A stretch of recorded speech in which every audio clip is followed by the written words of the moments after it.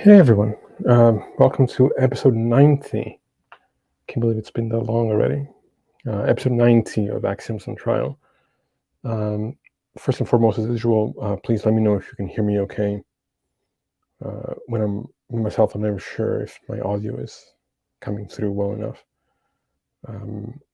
So yeah, just let me know in the comment section if you can hear me okay. I'm planning on this probably being a shorter show, although I would like in the future to have a panel on to discuss this topic, which today is um, coping with death as a non-believer, as an atheist. And I've thought a lot about how to approach this conversation in light of some recent events in my life, um, and to how much detail I currently feel comfortable and emotionally stable enough to go into. Um, and despite I've been doing this, I think, over a year now on the channel, and I'm very proud of the channel and really thankful for the community that we're building. Um, I do still feel, uh, it doesn't come natural for me to be on camera. It doesn't come natural for me to uh, open up about details of my life. Um, it's easy to talk about my beliefs and why I believe what I believe, and philosophical topics.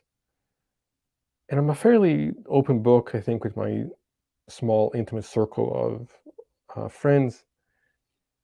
But in general, I don't do very well with the spotlight, and so I'm not necessarily looking to make this video about my experience in too much detail, though I think I do need to go over some of the things that have been going on just for context.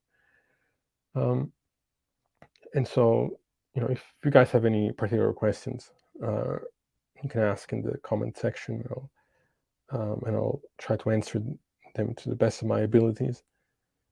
Um, so, as some of you know, um, last month or so, there was the atheist convention in Georgia, and I was there. That's where I finally met Jeremiah in person, as well as uh, Jeff, the atheist troll, and T Jump, and like a lot of other figures in the atheist community. Matt Dillahunty was there, and a whole bunch of uh, creators and followers of atheist content. And that part was a really positive experience. Uh, I, in general, have never really felt a part of a community too much. Even in my philosophy department, which is, I think, it's been the closest to feeling that way. A lot of us believe very different things. There's not much of a shared common ground other than the shared love of philosophy. Um, and it really felt like a strong sense of community being there. And that was a really great part of my experience there. Uh, Now, um, after the conference, the main reason why I went to Georgia was actually a different reason, which was that I was there to be with a very close person to me, um, who had been diagnosed about 6 months prior with leukemia, and the spiral and the decline of health had been very severe. And I don't think that any of us had really fully processed, when she was first diagnosed, the severity of the situation. I think that it's very easy for anybody to be in a situation and think, well, okay, this is going to be a hard time, but we're going to get through it. We'll figure it out. Uh, Even in bad situations, I think it's hard for people to think that the worst is going to happen. And until probably the last week and a half, I was in Georgia for over a month, um, by her bedside in the hospital. And it wasn't really until the last week and a half where things kind of the full scope of what the situation really was, um, really hit us. And again, without going into all the details, um, it you know uh, she she died at home on May 8th, um, and it really feels like half of me kind of died with her, and I'm in a position now where I'm really trying to figure out how one can navigate this kind of loss, which to me is still incomprehensible, especially someone who still had her life ahead of her. Um, how something, how do you go from talking to somebody, you know, on a consistent basis, almost every day, if not every day, uh, expecting them to have a long life ahead of them, and for the life to be cut short the way that it was. And even outside of my situation, like let's look at what just happened with the school shooting. Uh, to think that you're sending your kids to school, and then for that to happen, for your kids now to be gone, is something that is incomprehensible to me. And I'm sure that at some point in the future, I'll want to do a show just on gun control. Uh, and just for the record, my perspective is that it's insane to me that anybody in this country can get access to guns without a background check, without uh, being completely certain that these people are psychologically stable. And the way that the conversation becomes politicized is also repulsive to me. Um, but that is again a conversation for another time. Um, Again, probably, hopefully, with a panel.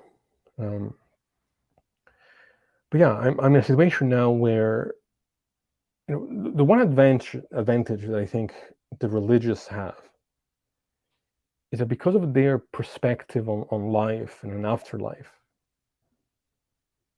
um, it is easier. Not that religious people don't suffer loss or don't grieve loss, of course they do. But it seems to me that it's easier to grieve less if you're not fully processing at least the potential reality of the situation. Like, obviously, none of us know what happens after death. But certainly there's more reasons to think that there is nothing there than that there is something. Maybe we'll turn out to be wrong and find out. But at least um, processing or facing the potential possibility that somebody you love is now gone forever and that you will not talk to them again, hold them again, speak with them again. The absurdity of that situation or finding yourself in that situation. Um, I think it's that kind of blow, I think, is cushioned when you have the expectation that now they're looking from above, that you're going to uh, meet them again. The Sinner Sanctuary writes, we know death awaits us in the end, and yet we must face it. We struggle so much to accept its finality. Yeah. And it's really great to see you, as always, by the way. But yeah, this is where I'm left, is that I'm facing it, but I don't know how to process it. I don't know how to make it not seem absurd to me, or like every few minutes, or certainly every day, the reality of what happened, of seeing this person that I love so much die in front of me, is like a knife to the heart, right? Like it keeps hitting me, like I keep reliving what happened.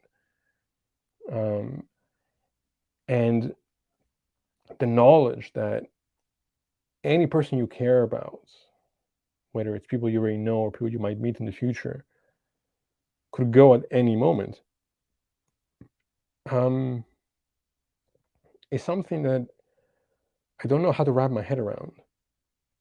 And I don't have the luxury that the religious have of saying, well, I'll see them again someday. Like, I don't have that. And so, is there anything that, from an atheist perspective, we can do to kind of replace that coping mechanism? And this is an open question. Like, I'm not saying that I have the answers. In fact, currently, I don't know. Uh, People keep saying, well, over time, like time heals. Like we hear that over and over. Time heals. Time heals. And I don't know that for something like this, at least currently, I necessarily believe that. I think that maybe it becomes easier to live with it. But I don't know that there is a way to cope with that kind of loss. Like, I don't think there's going to be a day of my life going forward that even if I experience something positive, that I'm not going to wish that I was sharing that moment with her. And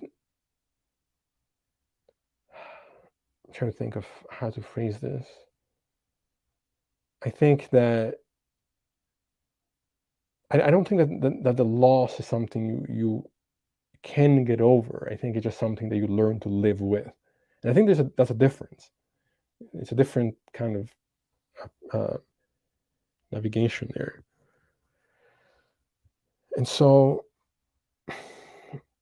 one problem that I think can be common is that when you have those insecurities and those fears that you could lose somebody at any moment, all of us are kind of faced with the question of, do we use that as a reason to not allow ourselves to be close to people because the pain of the potential loss is too great? Or do we allow ourselves to love and be loved and be open, even in spite of that fear and potential loss? Um, and I think for most of my life, I've been of the perspective and the attitude that I would rather have loved than not have loved at all, right? That any kind of loss, ultimately, the meaning that comes out of these experiences are worth the pain that might come from the loss of that person, whether it's because of death or the end of a relationship or whatever it is. Sanctuary writes, not so much that time heals, but time allows us moment to process the loss and find some degree of solace in the memories. Yeah, and so that is what I'm trying to understand is, how do we process the loss? What does that look like? And as I currently stand, I don't know what that looks like. If anybody listening to this now or in the future that may have experiences with this sort of thing, let me know in the comments what you think, what it is that you've done, especially if you're not religious, um, how you cope, how you process, uh, how time has helped you process those kind of losses. Because for me, right now, and again, this is very fresh, right? It's not even been a month yet. Um, but it seems unfathomable to me that I could process this, um, rather than be a pain that I more or less carry to the same kind of difficulty uh, for the rest of my life. Um, and I guess what I'm trying to say is that I can relate to the desire of the religious to have that kind of comfort in light of this kind of this existential suffering and fear and potential for loss that we have to deal with every day. But ultimately, I even if I wanted to, I'm incapable of lying to myself about what I know to be or to not be the case for exchange of that comfort. Um, I think that I should be grieving, um, and I should be grieving fully. Now, I would hope that this grief, you know, doesn't turn into self-destruction, right? Like I think that's the danger. There's a big part of me that wishes that it had been me to have died as opposed to her. Um, Certainly, I've had my own share of uh, self-destructive and suicidal thoughts and wishes in my life in general, like at different points in time.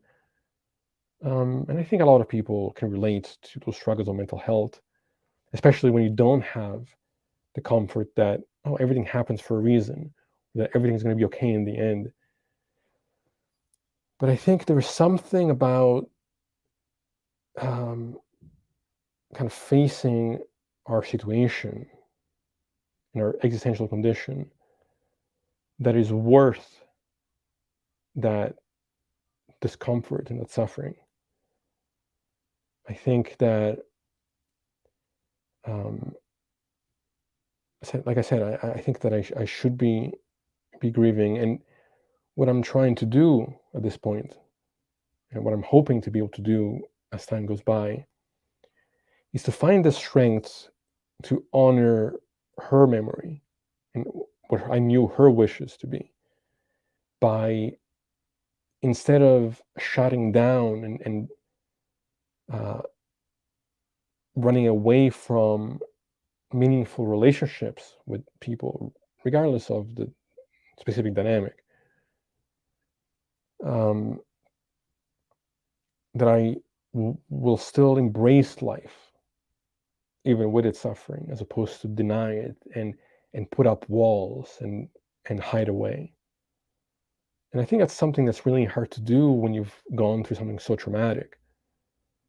I mean, it's a weird word to use in this under these horrible circumstances, because I again, this is the worst thing that I've ever experienced, and it hurts me every minute of my life that I'm living right now.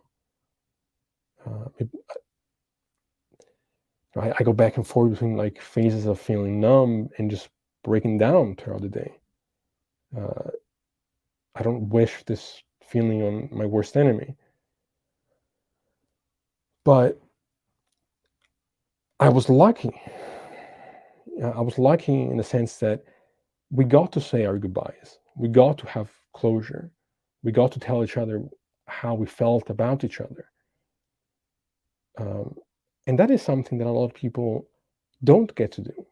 That is something that the parents of the kids who were just killed in the shooting, that I can't wrap my head around that either. But that's something that those parents didn't get to do. That's something that people in general, by the millions, miss on the opportunity to say their goodbyes in a way that feels like closure, in a way that feels like, I mean, I got closure and I still feel regrets about certain things that I wish that I'd done this differently, or I wish that I'd said this differently. Um, but ultimately, I'm able to find some level of peace with the knowledge that we both knew how much we cared about each other and how much we loved each other, and that both of us knew that, and that there wasn't a question about that. And so I think that, as painful as it is, it's always better to kind of face our situation and to try to reach out, because it's easy to alienate oneself. Certainly, especially when it first happened. Like, I was by myself for a number of days, um, not around anybody. And I think to some degree that sometimes is also necessary to take space, but not in a way where you now are alienating yourself to the degree to which you're feeling more and more alone or more and more hopeless, um, or to where you stop knowing how to feel. And I think, again, phases of numbness, I think, are normal. I think there are a lot of stages of grief. Um, I forget what the exact number is, but you get what I'm saying. Um, I think um, the point I'm trying to make is that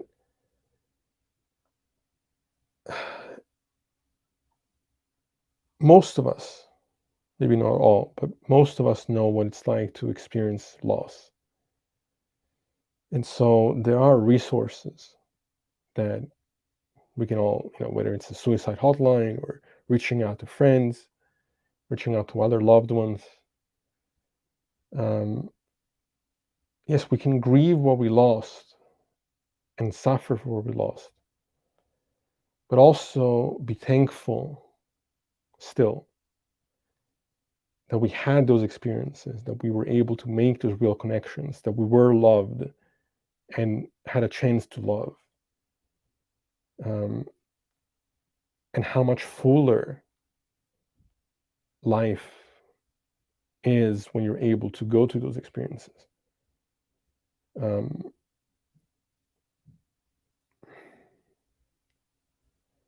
yeah, I don't even know how to really get through this video, to be honest. Um, it's very hard to talk about all that went on, and to know that it's going to happen again at some point or another in my future, and that it happens again on a daily basis for other people. And then ultimately, it's not like there's much that anybody can say. Like, we can feel supported and glad that we have those that love us.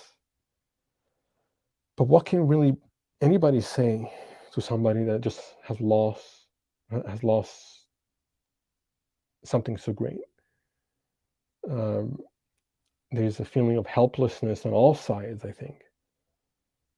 Certainly, I've been going through those feelings. Um, I think that,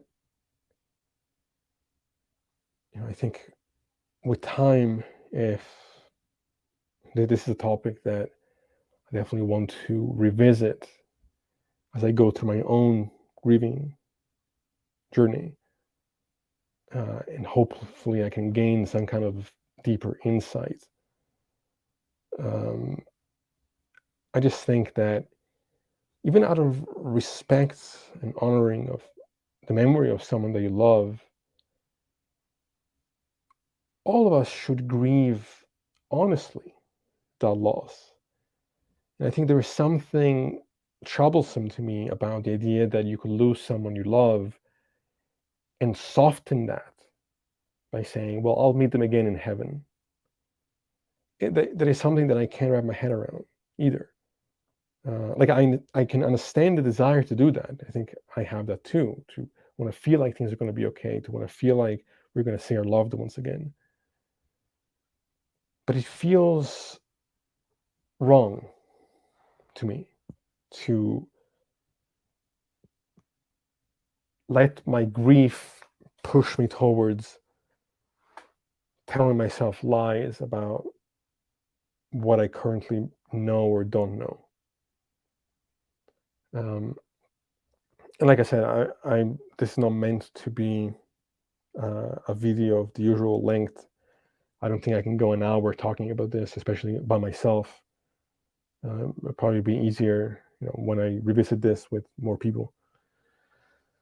Um, but yeah, one of the things that really disturbed me as well about this whole experience was the fact that when she was in the hospital, and I think I mentioned this last time, this religious group, was told not to come,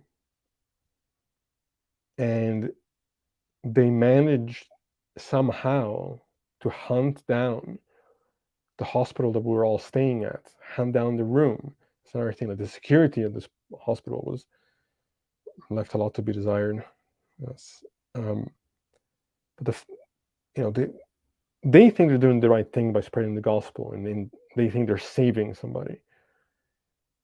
But from our perspective, all they're doing is alienating and further terrifying an already scared human being who's coming to the end far earlier than anybody should. And what is the belief of these people, that God is okay with letting somebody rot from the inside out because they won't accept Jesus as their savior? That this is the God that they claim is loving, that they are so happily worshiping? It's so repulsive to me. This is the great horror of religion, that it can move otherwise moral people who mean to do well, people who want to help, people who might feel empathy. Religion drives people like this to believe and act in horribly immoral, disgusting, alienating, dehumanizing ways. One thing they said when they were there was that it's important for her to be surrounded by people who believe and have faith. I almost threw a chair at them. Like, I said, it's important that she be surrounded by people that love her and that she loves. And they could see at the moment that one more wrong word and I was going to snap. And so after that, they kind of shut the fuck up. And, even though they were there doing their whole creepy cultish prayer nonsense, at least they knew better than to tell me where to go, or to leave the room or anything remotely like that, because that it's, again, when people are telling me, well, why, if you don't believe, why do you waste time talking about religion? Because I have to fucking deal with this kind of behavior in my own personal life. David says, you're helping others recognize they took and express deep emotions, and you're processing the experience in doing so. Yeah. Hello to you. It's good to see you. Thank you for joining us. Yeah, so it's because of things like we're seeing in government, that how the conservative right is trying to turn this country into a theocracy, using religious beliefs as the foundation to strip away the rights of women and their autonomy. That's why I speak against religion the way that I do. The fact that, again, I have to be in a situation where I'm watching someone that I love with my whole being die in front of me, and these cultists think that it's appropriate to come in against our wishes and tell us to accept Jesus Christ. It's one thing if they'd said, we would like to do this, and then we said, no, thank you, and they left us alone. But it's the complete disregard for consent that is infuriating to me. And so, if people had held their own religious beliefs, never to themselves, but in a way where it wasn't interfering with my livelihood, my rights, the rights of the people that I care about, then my disagreement with religion would be an intellectual one, but not so much a moral one. Like, I wouldn't care so much. But it's the fact that day in and day out, myself and other people that I care about have to face abuse and disrespect and violations of our consent, and the attempt, or sometimes the actual stripping away of our human rights because of religious beliefs and certainties. That it's why I can't just sit there and stay silent. Um, these are things that need to change. I'm not sure what else to say. I think that while I'm very concerned and troubled by some of the moves that the government, the Supreme Court is making, I think that people may be starting to wake up. And I think the backlash that these frauds that are supposed to represent the people don't give a shit about the people and what they think is right, and instead want to project their own outdated, ignorant, immoral, and often religious views upon the rest of us. They're going to be dealt, they're going to be facing a severe and very powerful opposition. And I hope that comes sooner. I think it's already starting to get there, but I mean, the people have already spoken. The majority of people that still have these barbaric beliefs about a woman's autonomy are the extreme conservative right, who still think that the earth is 6,000 years old.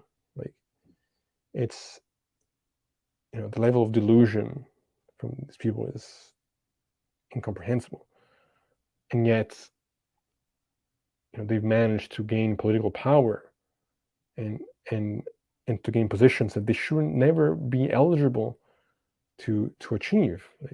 And I think it's because the people have been distracted, that these idiots have slipped through the cracks and now are affecting all of us. Yeah, absolutely. Tier writes, nothing is worse than people who think their dogma is God's will to be forced on everybody.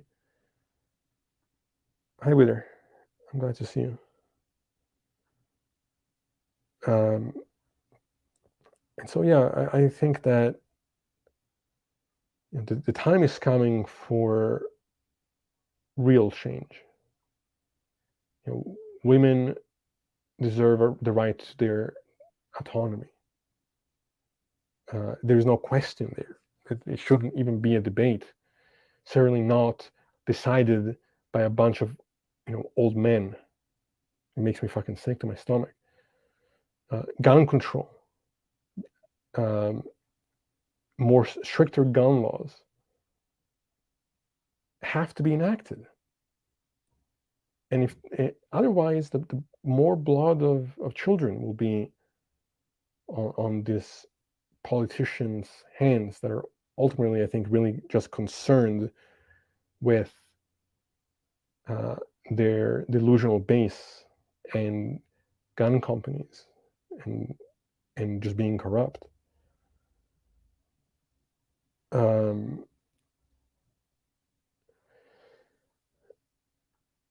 She writes, the US were a shining example for a secular constitution, but you also have all the religious fanatics who were too crazy for Europe.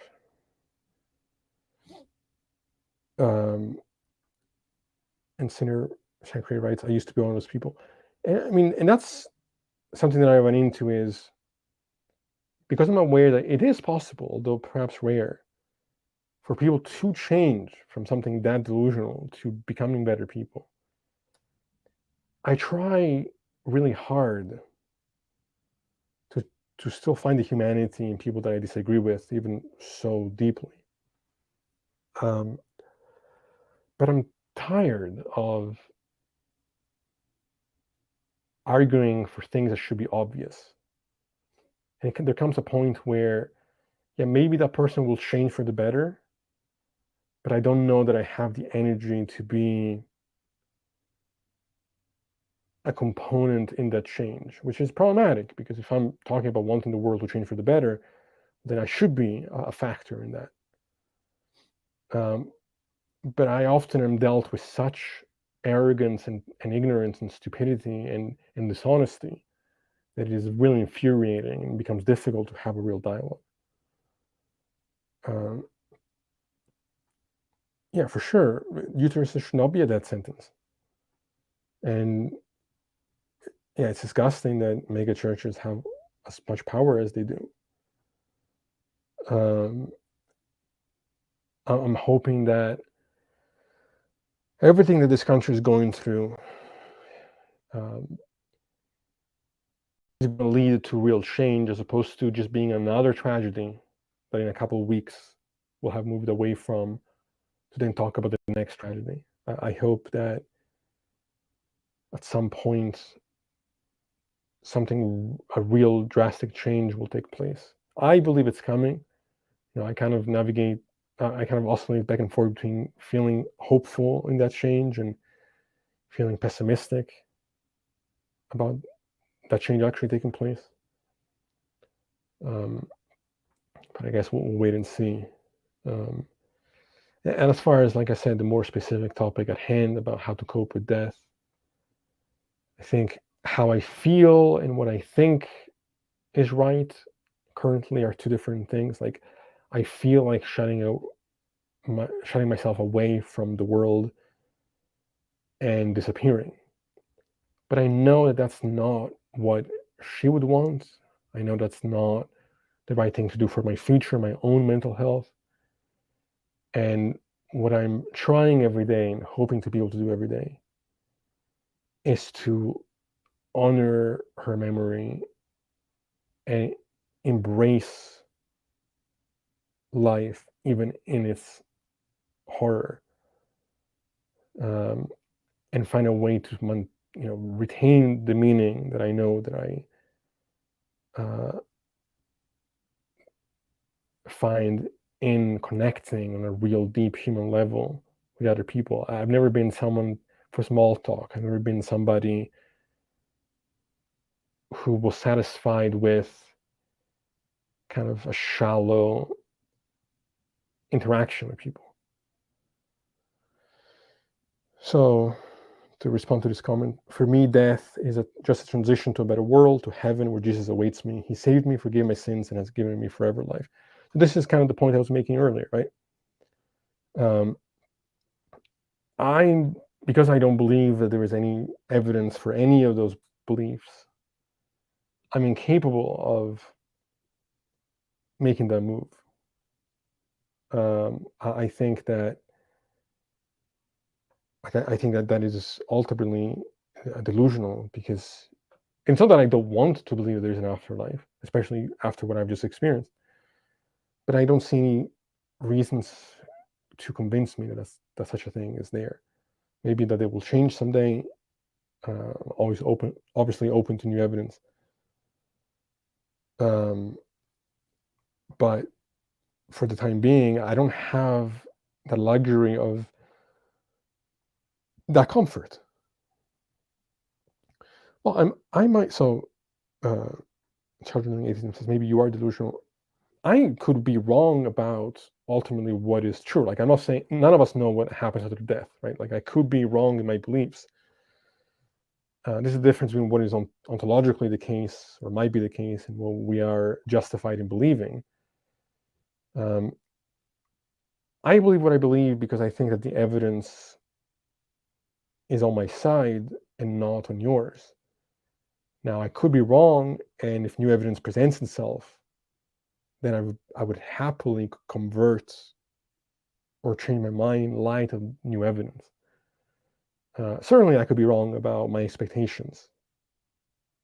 Um, I'm not denying that, but what I'm saying is that I think that I have a justification for my beliefs that I don't think that you have.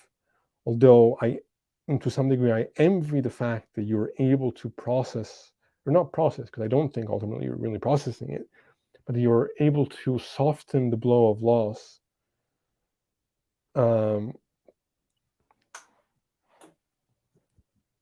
because you have those beliefs. So, Challenging Atheism writes, there's no evidence that nature made nature, that nature is all there was, is, and will be. But I think the only evidence we have is of nature. That's the issue. Hello, Titan. It's good to see you. Again, I'm not claiming certainty about what is the case. I'm saying that the most reasonable belief is that of naturalism.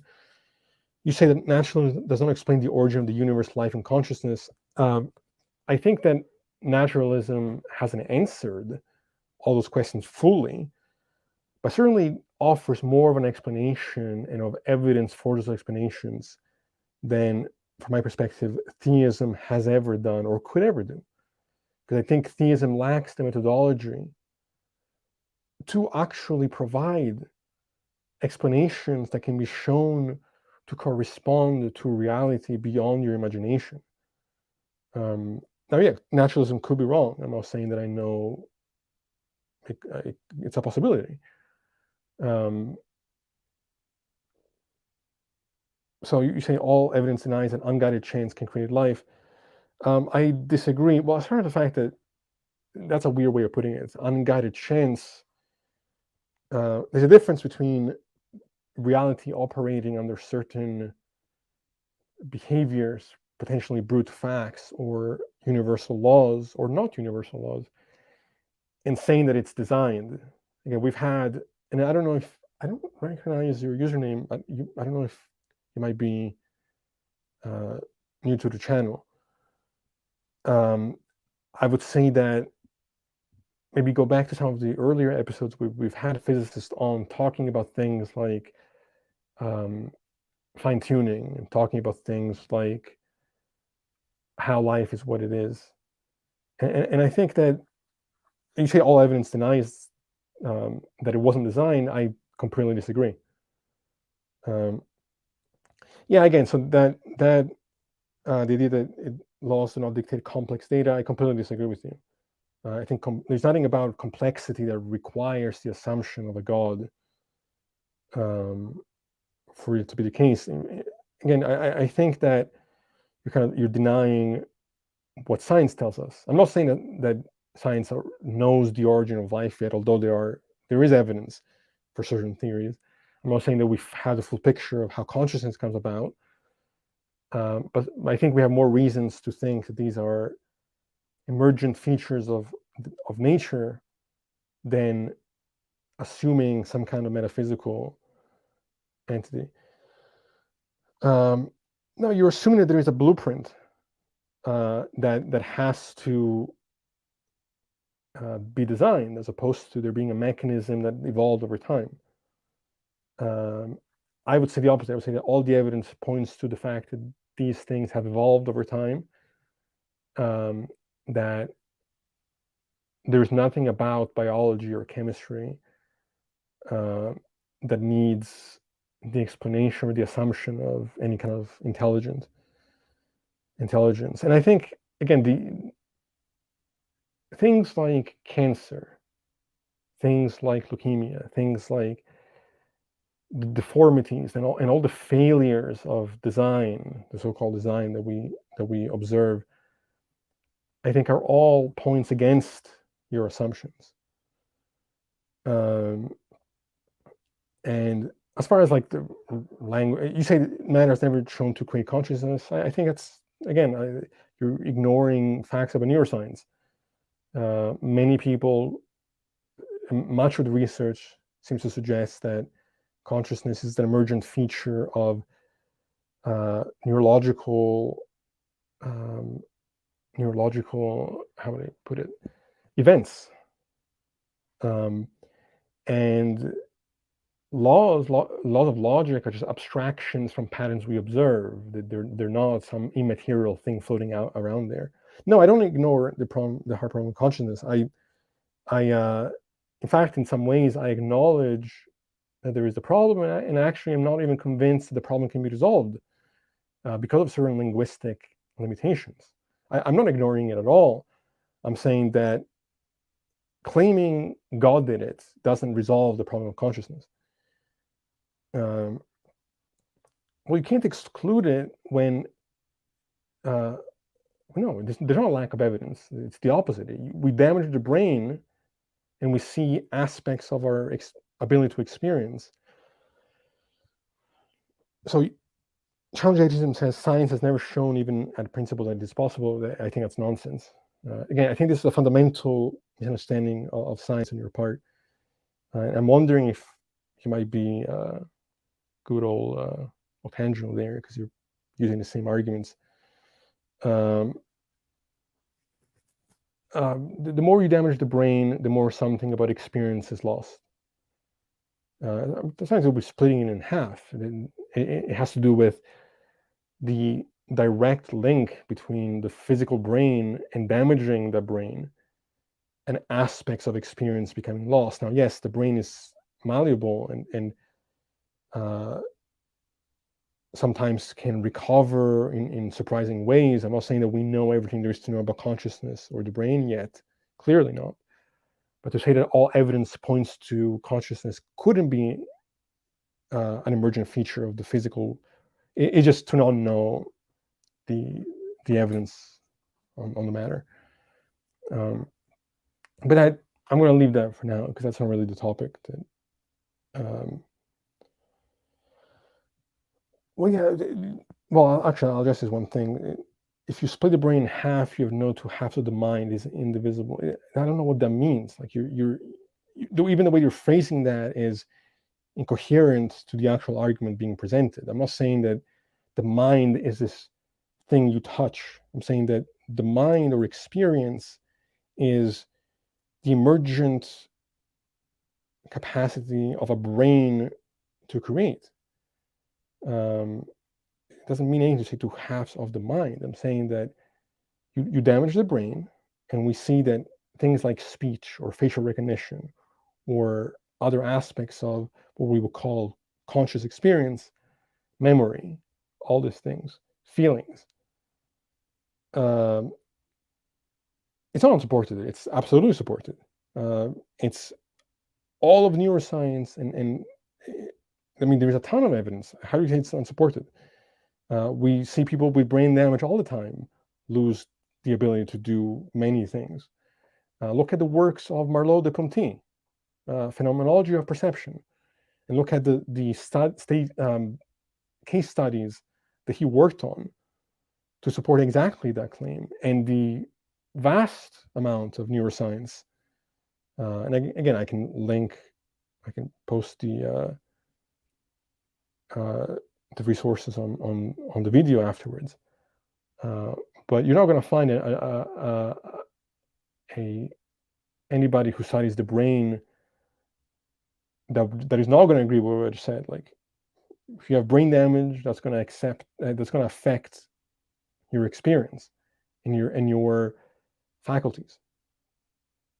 So I'm going to leave that aside because it's one of those things where ultimately, like, it's hard to engage if you just lack the background knowledge to even know what these conversations are relating to. Logic, the laws of logic are patterns we observe through our experiences. We're not all that different chemically and neurologically. Like, there's just maybe a spectrum of difference, but for the most part, we're not all that different. There are certainly things that are still universally shared about our experience. There's nothing about us being the product of nature that should mean that we're all going to be vastly different. In fact, quite the opposite. It means that there are certain universals, or at least maybe if I'm not necessarily most comfortable with the term universal, but certain patterns that we can observe seem to be universally the case. But moving that aside, like I said, I don't necessarily want to. Before we can engage on that level, I think that you need to really do the research about neuroscience before you can be taken. Again, I'm not trying to be disrespectful, but before you can be taken seriously in a conversation about neuroscience, if you don't recognize the link between brain damage and changed experience, you have a lot of work to do. And so going back to the original topic here, and I think I will end this at an hour because this is, kind of topic is clearly, given what I've just experienced, quite draining for me. But I want to go back to this idea of loss and coping with My hope ultimately is that if, despite the suffering of loss and the fear of potential loss, we can hold on to our existential meaning in the relationships that we find in our life and in the memories of those people that we have lost, that somehow we can embrace life even at its worst, that hopefully there is some way to come out of the suffering and have gained something constructive as opposed to letting it drown us.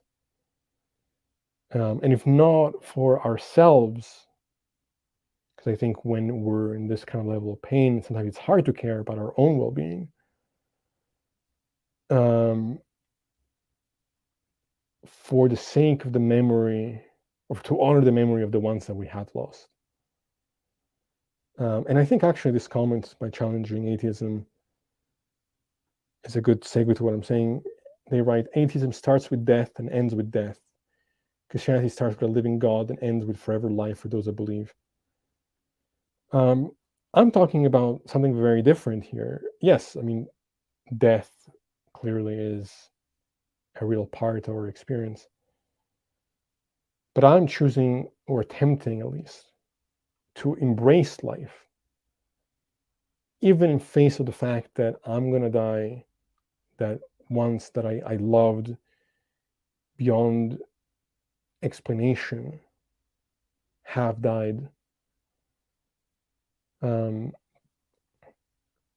I'm trying to affirm life. Because I understand that for a Christian, death is a transition to a better world. That's exactly my point, is that you have,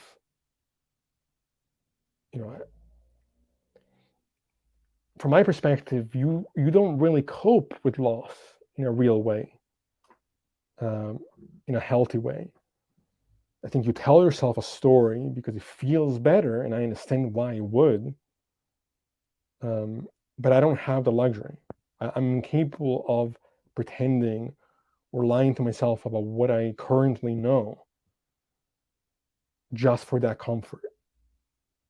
Well, atheism is just the rejection of the claims of theism. I agree with you that atheism on its own gives nothing. I don't think it gives uncertainty. Atheism is just not being convinced that your perspective has any weight to it. Now, I may be an atheist, but I have other beliefs about my existential situation that give me hope.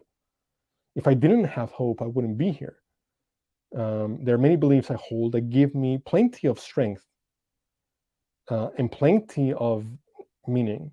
No, atheism is not meaningless. Atheism, from my perspective, is the rational conclusion to the complete and utter failure of theists to provide justification and evidence for what they believe. All I ever see theists do, and you're an example of this tonight, is a lack of understanding of what the sciences are actually telling us, as well as philosophy.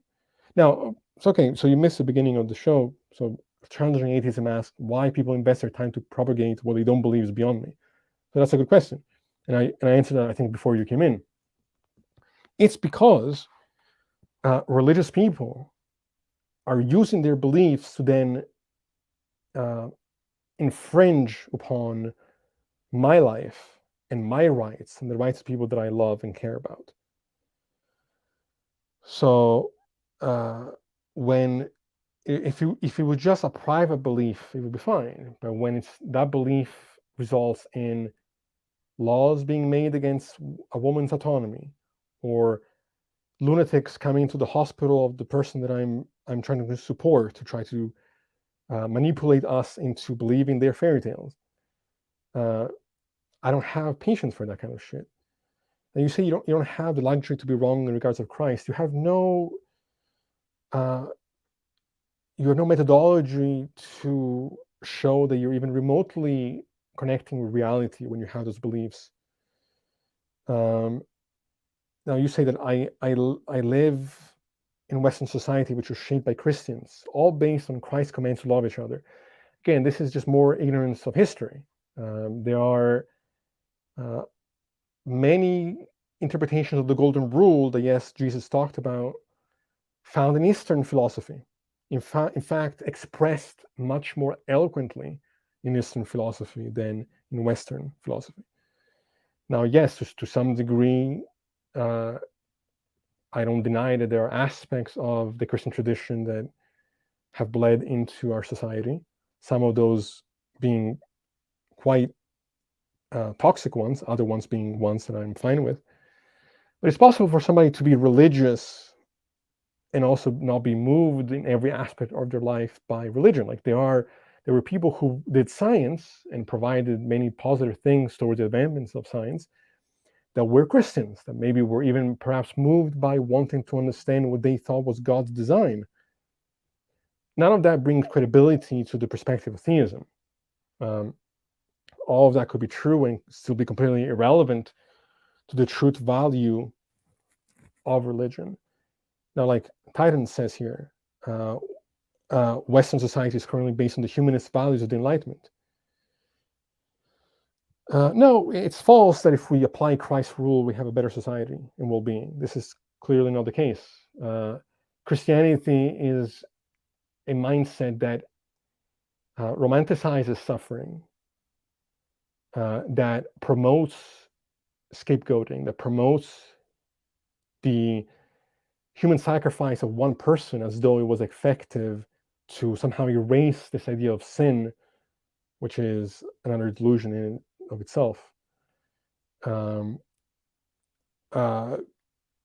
Atheism, again, atheism is just the rejection, the rational conclusion,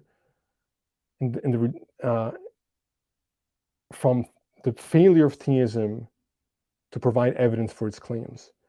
Atheism on its own doesn't make any kind of promoting of the good. I'm not claiming otherwise, but it's entirely possible to be an atheist and then to have a moral framework which has nothing to do with theism. And again, if you are new to the channel, which I'm not sure whether or not you are, or this is a new username, it's entirely possible. And in fact, I've expressed my moral foundation for moral objective truth outside of any notion of God. And so, having said all of this, I would say that the theist in the audience here is in many ways prove my point, right? Like they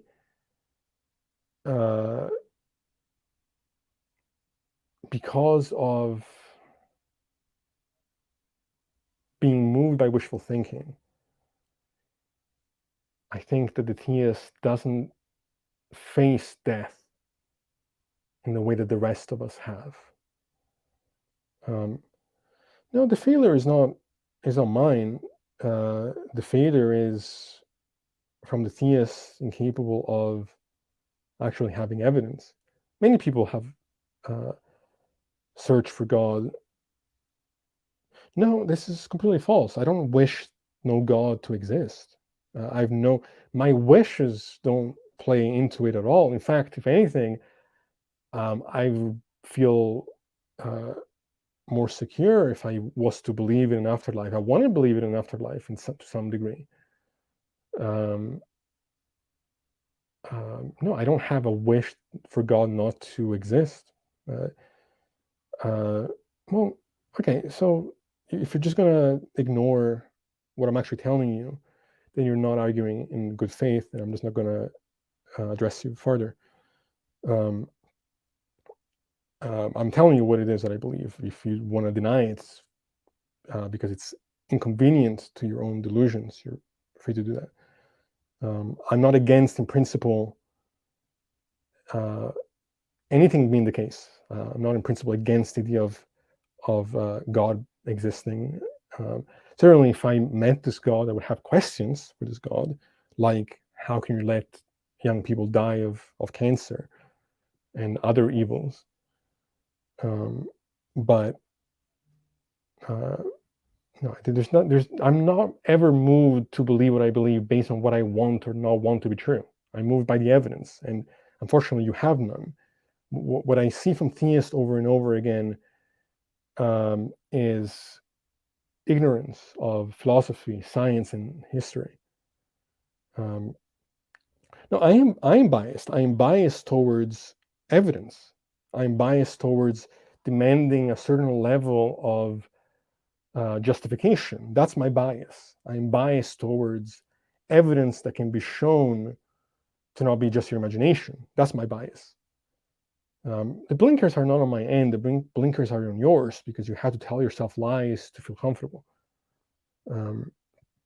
So, which kind of brings me back to my original claim, which is that I think non-believers are left with the task of really facing the reality of our condition. That condition being the uncertainty, the loss, and all these things. But I think if we can go through that suffering and still embrace our life and honor the memory of those we lost and find existential meaning in our situations, that we're far more courageous in doing so. Well, atheists aren't just claiming there's no evidence. We go into depth about why you don't have evidence. And when you try to present your evidence and you fail, you ignore the ways in which you fail because, again, it's inconvenient for you. And we can go back and forth in that sense. Like I can say it's you thinking that you have evidence says something about your mindset state and your lack of understanding of what actually consists of evidence and what is justifiable. Yeah, so this is the last comment I'll show from this guy. Atheists believe in multiverses, abiogenesis, and microevolution, despite there being no evidence, but disbelieving all despite there being evidence all around us. You have no evidence around you whatsoever. You miscontextualize things and get confused about science and history to fit your own biases. Atheism on its own doesn't lead to any of those beliefs. You can be an atheist and not believe any of those things. But as far as evidence is concerned, there's far more evidence for abiogenesis and microevolution, macro and micro, than anything that theism has ever produced in the thousands of years that it's existed. It's not my claim, it's the reality. It's the reality, and it's what we see every time that a theist of this kind debates an actual expert in the sciences. They get completely wrecked. But they just can't admit it to themselves because they don't even understand the topic that they're trying to engage with. So, having said that, yeah, the shot of Turin as an actual. But yeah, I want to thank you guys for having joined me in this conversation. I hope that somebody out there might be able to gain something positive from this. And like I said, I think life can be hard for all of us, and we should all remember that we're not alone, that there are people that care about us, and that there are resources if we do feel hopeless, that we can, friends, suicide hotline, all these things. There are ways, if not to cope with loss necessarily, but to take our time navigating it. And this is a topic that I'll return to in the future in time. But I think for a while, I'm just going to be taking my time to process all of this until I have some new insight. So I want to thank you guys for joining me as usual. If you want to support us, like and subscribe. patreon.com/axioms on trial, or um, I think my username on TikTok is cease to know. And yeah, and I hope that I know that I'm not necessarily like here offering solutions. I'm more kind of talking out loud because I'm still trying to figure it all out, um, and going through this process. So um, that said, I hope that everybody here has a great night, and I will see you all next time. And thanks as always for your support.